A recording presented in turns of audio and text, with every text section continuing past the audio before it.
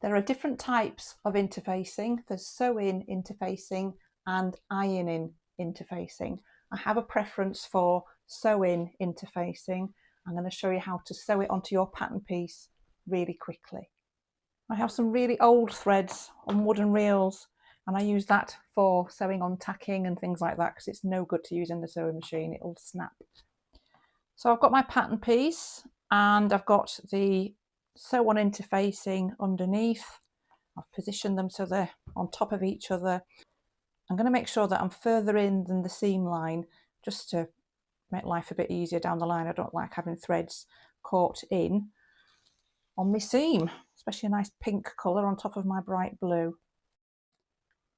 I'm doing a running stitch, but I'm just rushing through, doing several stitches in one go. It just makes life a lot quicker and less of a chore. If you think iron on interfacing is quicker, well, it might be slightly quicker, but there's not a lot in it really.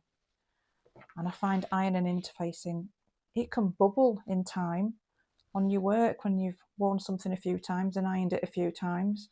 And that's the reason I prefer to use sew-in interfacing on my garments. I hope that's helpful to you and gives you a reason to maybe try using sew-in interfacing yourself in future.